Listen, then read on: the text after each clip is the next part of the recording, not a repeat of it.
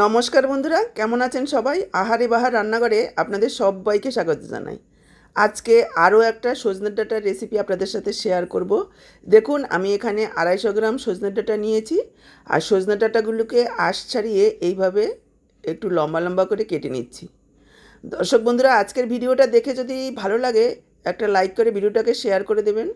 আর YouTube থেকে যদি নতুন দেখছেন, এইরকমই ঘরোয়া দারুণ টেস্টি রেসিপিগুলো পাওয়ার জন্য চ্যানেলটাকে সাবস্ক্রাইব করবেন। আর ফেসবুক পেজ থেকে দেখে থাকলে পেজটাকে ফলো করবেন। আর যদি ইউটিউব বা ফেসবুক ফলো করে থাকেন তাহলে অসংখ্য ধন্যবাদ। দেখুন, সবগুলো সজনে ডাঁটা কেটে ধুয়ে নিয়ে চলে আসলাম।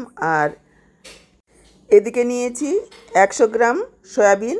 আমি এখানে ছোটো দানার সয়াবিনটা নিয়েছি, আপনারা চাইলে বড় দানারটাও নিতে পারবেন। দিয়ে দিচ্ছি পরিমাণ মতো লবণ, আর দিয়ে দিচ্ছি ফুটন্ত গরম জল। গরম জলের মধ্যে ভিজিয়ে 5 থেকে 7 মিনিট রেখে দেব। এতে করে সয়াবিনগুলো খুব সুন্দরভাবে ফুলে যাবে। আজকের রেসিপিটা যেমন সুস্বাদু সেরকমই স্বাস্থ্যকর হতে চলেছে। আশা করছি আপনাদের নিশ্চয়ই ভীষণ ভালো লাগবে। সয়াবিনগুলোকে আমি সাইডে রেখে দিচ্ছি। দেখুন, প্রায় 7-8 মিনিট পর ফিরে এসেছি। সয়াবিনগুলো খুব সুন্দরভাবে ফুলে গেছে। এবার গরম জলটা ফেলে দিয়ে দুবার জল পাল্টে ধুয়ে নেব। এভাবে ধুয়ে নিলে কী হবে, অনেকের কাছেই না সয়াবিন গন্ধ লাগে। একটু ধুয়ে নিলে সেই গন্ধটা আর থাকবে না। আর সয়াবিনগুলোকে চিপড়ে জল থেকে তুলব। দেখুন, চিপড়ে নেওয়ার সাথে সাথে কতটা ফেনা ভেসে উঠেছে। এই ফেনা জলটা ফেলে দিতে হবে। এভাবে ধুয়ে নিলে আর এই ফেনাটা থাকবে না। জল ফেলে দিয়ে আমি আবার ওই একই বাটিতে নিয়ে নিলাম। আর দিয়ে দিচ্ছি পরিমাণ মতো লবণ। মনে রাখবেন, আমরা লবণ জলে ভিজিয়ে রেখেছি, তারপরে আমি অল্প পরিমাণে একটু লবণ দিয়েছি। দিয়ে দিচ্ছি হাফ চা চামচ হলুদ গুঁড়ো, দিয়ে দিচ্ছি একটু লাল লঙ্কার গুঁড়ো, ঝালটা আপনারা পরিমাণ বুঝে দেবেন। আর দিয়ে দিচ্ছি একটু গরম মশলার গুঁড়ো, হাফ চা চামচ আদার পেস্ট, আর দিয়ে দিচ্ছি 2 চা চামচ বেসন, 1 টেবিল চামচ টক দই। আপনাদের কাছে যদি টক দই না থাকে তাহলে একটু জল দিয়ে মেখে নিতে হবে, যেহেতু বেসনটা দেওয়া হয়েছে।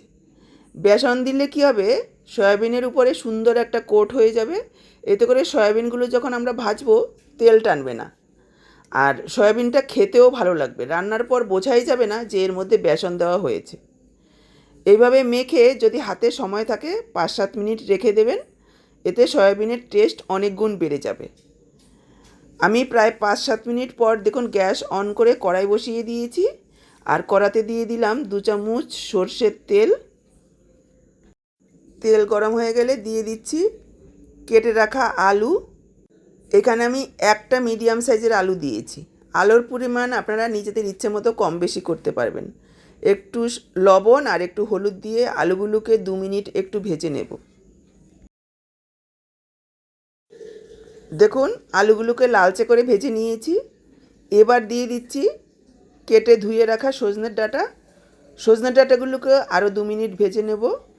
খুব বেশি কড়া করে ভাজবো না, জাস্ট 2 মিনিট একটু নাড়াচাড়া করব যাতে কাঁচা গন্ধটা চলে যায়। এভাবে একটু ভেজে নিলে খেতে ভালো লাগবে। 2 মিনিট মতো আলু আর সজনে ডাঁটা ভেজে নিয়েছি। এবার তুলে রাখছি।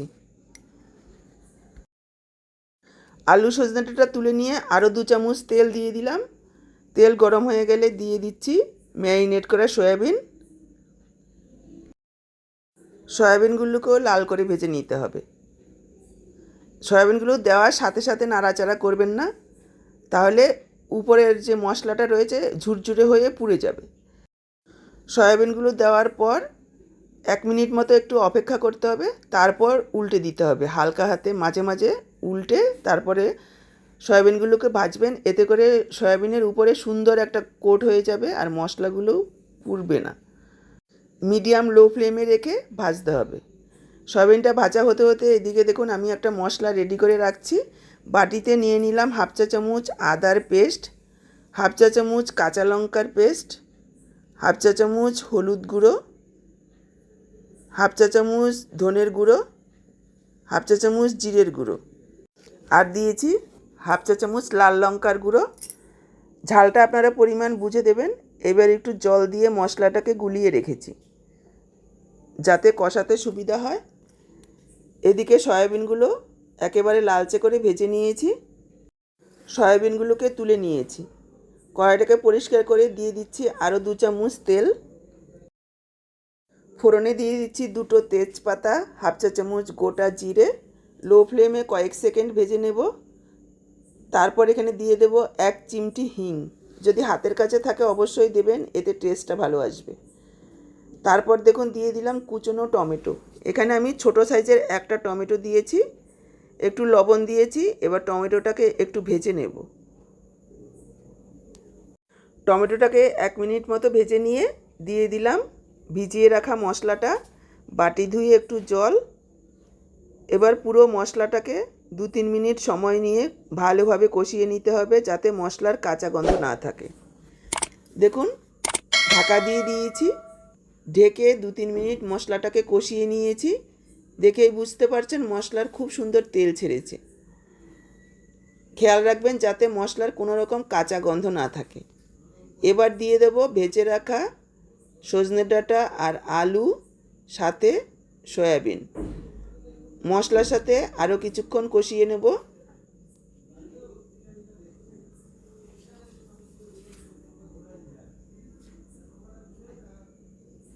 মশলার সাথে আরও 2 মিনিট কষিয়ে নিয়েছি। এবার দিয়ে দেব জল।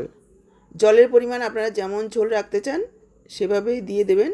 আমি এখানে ছোট 2 বাটি জল দিয়েছি, মোটামুটি 1.5 কাপ পরিমাণ। মিশিয়ে নেব। যেহেতু সয়াবিন রয়েছে, ঝোল কিন্তু অনেকটাই টেনে নেবে।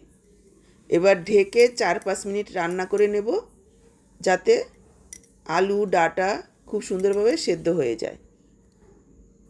দিয়ে দিচ্ছি একটু চিনি। একটু মিষ্টি দিলে খেতে ভালো লাগবে। যারা পছন্দ করেন না তারা স্কিপ করবেন। ঢেকে দিয়েছি। দেখুন ঢেকে প্রায় 4-5 মিনিট রান্না করে নিয়েছি। আলু ডাঁটা খুব সুন্দরভাবে সেদ্ধ হয়ে গেছে।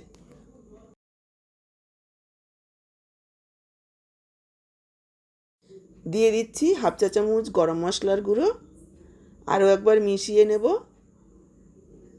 এবার গ্যাস অফ করে ঢেকে রেখে দেব 5 মিনিট যাতে গরম মশলার গন্ধটা খুব ভালোভাবে মিশে যেতে পারে। 5 মিনিট ঢেকে রাখার পর দেখুন আমি পরিবেশন করে দিচ্ছি। তৈরি হয়ে গেছে দারুণ স্বাদের সজনে ডাঁটা দিয়ে সয়াবিন আলুর তরকারি। এইভাবে নিরামিষ দিনে একবার বানিয়ে নিলে আর চিন্তা করতে হবে না। ছোট থেকে বড় সবাই চেটেপুটে খাবে। ভাত, রুটি, লুচি, পরোটা সব কিছুর সাথে পরিবেশন করতে পারবেন।